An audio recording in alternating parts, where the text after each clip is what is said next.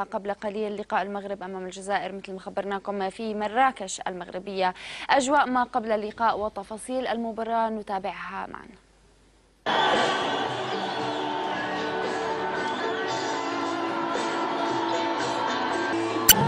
تحت شعار مباراة الأخوة والصداقة يتجمع هنا بملعب مراكش أكثر من 1000 مناصر جزائري ومئات الأشقاء المغاربة. جاءوا ليؤكدوا أن الغلبة اليوم ليس للفائز في هذه المباراة وإنما لأواصر المحبة والمودة بين الشعبين العريقين.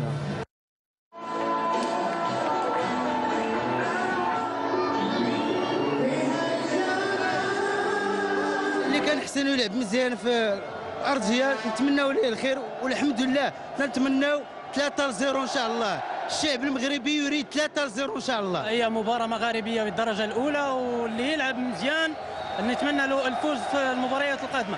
احنا رحنا الجزائر وشجعنا منتخبنا المغربي، هذا ما يمنعش من نطمح ان تكون الفرصه واللي يلعب جيد هو اللي يفوز. انا راني جاي من مدينه ليون، من ليون راني نرحب بالمنتخب الجزائري. رحبوا بنا الناس خوتنا المغاربه ولا يكثر خيرهم، رانا اخوه ان شاء الله. 1 2 3 فيفا لاجيري.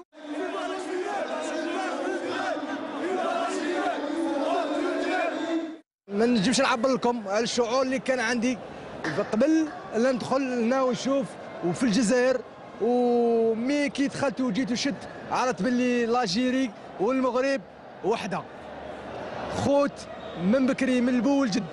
لاجيري راهي في لاجيري، المغرب راهي في المغرب، ونحمد الله اللي رانا متالفين والله يدومها نعمه. حاله زوينه وعجبتنا وبارك الله فيهم. المغرب راهم داروا لنا فوق اللازم، كما نقولوا احنا راهم داروا لنا على الراس والعين.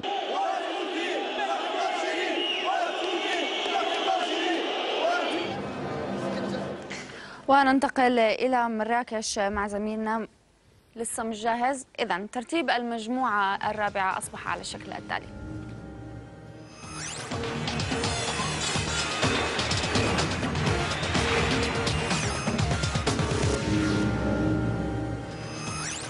كابتن المغرب تصدرت والجزائر ما زالت ب4 نقاط. مبروك للمنتخب المغربي الشقيق على هذا الفوز العريض، وأقول حظ أوفر لمنتخبنا الجزائري الذي يجب ترتيب أوراقه كلية وإعادة النظر في بعض المواقع وربما وقفة مع الذات، لأن النتيجة مهما كانت نتيجة كبيرة أمام منتخب مونديالي شارك في نهايات كأس العالم الأخيرة في تعداده 90 أو 95% من اللاعبين الذين شاركوا في المونديال، وبالتالي لكن ما لفت نظري هو أن العلاقة بين الشعبين المغربي والجزائري وضعت تحت محك هذه المباراة، فنجح الشعبان وهما الفائزان الحقيقيان في هذه المباراة الحقيقية. مزبوط. النتيجة التقنية آلت إلى المنتخب المغربي لأنه كان الأحسن فوق أرضية الميدان، كان الأفضل انتشارا فوق أرضية الميدان. المنتخب الجزائري لعب فقط 25 دقيقة حقيقية، ده اضمحل تماما وغاب. جاءت الفعالية للمنتخب المغربي من 3 كرات ترجموها في كرة ثابتة ركنية أول هدف، وثاني هدف في كرة بينية في هجوم معاكس في ثغرة وثقل كبير في عمق دفاع المنتخب الجزائري. من يتحمل المسؤولية كابتن؟ الكل يتحمل المسؤولية لهذه الخسارة الكبيرة. الكل يتحمل المدرب، اللاعبين، المدرب وبعض اللاعبين، إن لم أقل جل اللاعبين، لأن النتيجة 4 مقابل 0 نتيجة ثقيلة جدا.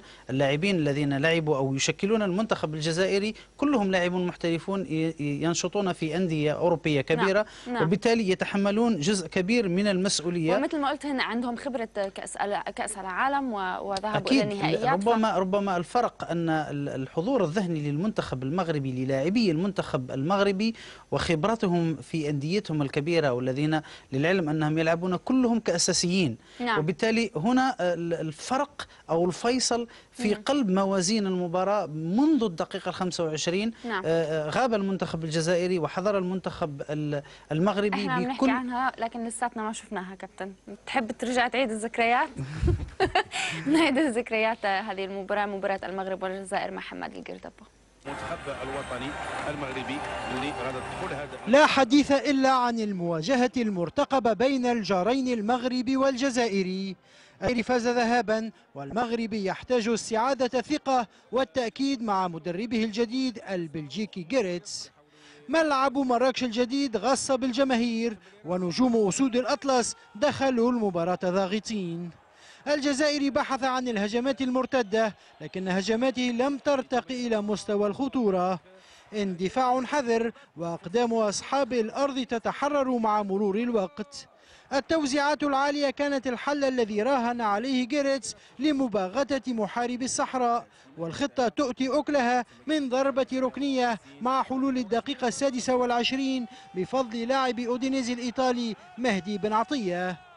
اشتعلت الأفراح المغربية والحماس تضاعف ودائما السيناريو نفسه يتكرر. أسود الأطلس يضغطون والكرات العالية تتهاطل على مناطق المبولحي. كان واضحا أن المنتخب المغربي في طريقه إلى مضاعفة النتيجة بفضل عزيمة لاعبيه القوية وروحهم القتالية.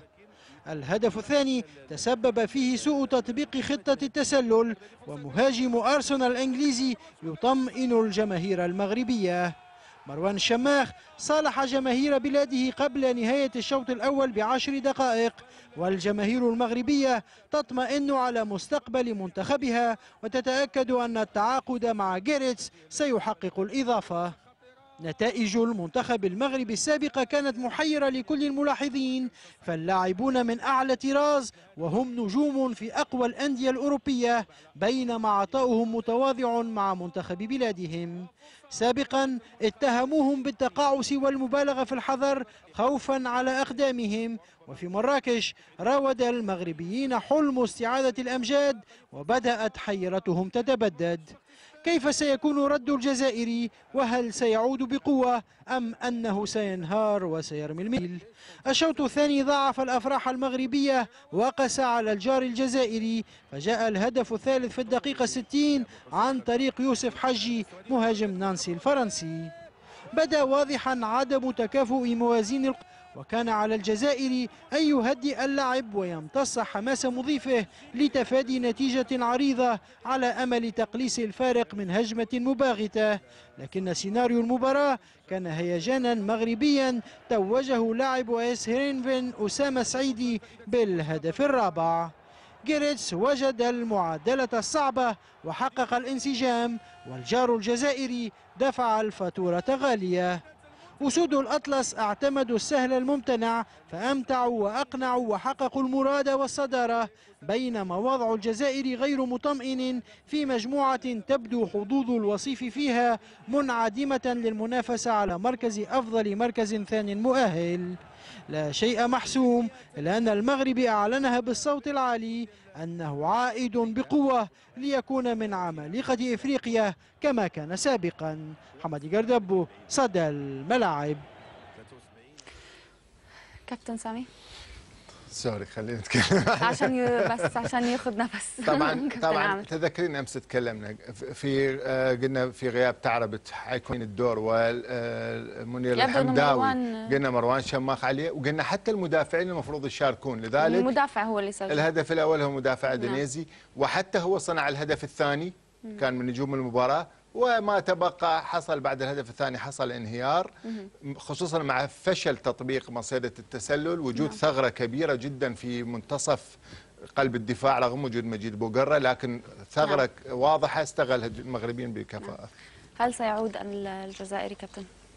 لا، الحظوظ تضاءلت واصبحت في كفه المنتخب المغربي، حتى المردود الطيب والاداء الذي ظهر به المنتخب المغربي يبشر بالخير ويوحي بانه سيذهب بعيدا في التصفيات النهائيه ان شاء الله.